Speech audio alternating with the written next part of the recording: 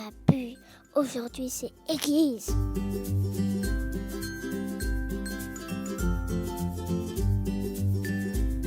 Bonjour, est-ce que vous pouvez nous présenter?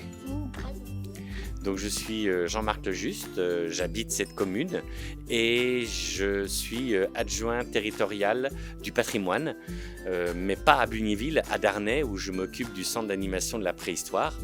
Et Bugnéville étant ma commune d'enfance, j'ai toujours eu beaucoup d'attrait et de passion pour cette commune et donc forcément je me suis intéressé à tout ce qui s'est passé et notamment au niveau historique. Vous pouvez nous parler un petit peu de l'église?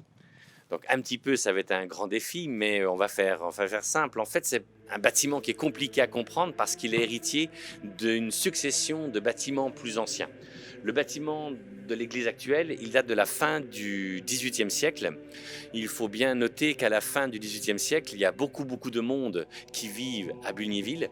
Et l'église, qui était une église gothique, donc on va dire du Moyen-Âge, était visiblement trop petite et en très mauvais état pour pouvoir faire en sorte que les gens puissent assister à la messe dans de bonnes conditions. Donc l'église a été entièrement reconstruite. Visiblement, le bâtiment ancien duquel on a quelques devis montre que normalement le bâtiment ancien devait être gardé sur de nombreuses proportions. Je pense qu'en fait tout a été rasé et que le bâtiment a été entièrement reconstruit à la fin du Xe siècle, à l'exception de ce qu'on appelle la chapelle du sépulcre, parce qu'il y a une mise au tombeau. En fait, la mort du Christ y est exposée, qui est une chapelle qui visiblement est un reste du bâtiment gothique, puisqu'elle date, d'après les spécialistes, du XVe siècle. Donc en gros des années 1400, 1500. Et dans cette chapelle, il y a énormément de statues qui représentent la vie du Christ.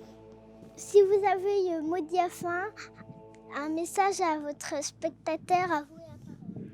Merci. Eh bien, j'ai envie de dire, venez à Bugnéville, parce qu'à Bugnéville, on a tout un patrimoine qui va de l'Antiquité, on va dire, à nos jours, avec les très belles maisons anciennes qu'on peut trouver dans la commune du XVIIIe, du XIXe siècle, une belle église, et puis tout un ensemble de découvertes à faire, ne serait-ce que le château qui se trouve en face de l'église, ou nos ruines gallo-romaines qui sont ouvertes en permanence dans la mesure où il n'y a pas besoin d'un droit d'entrée pour pouvoir voir les vestiges.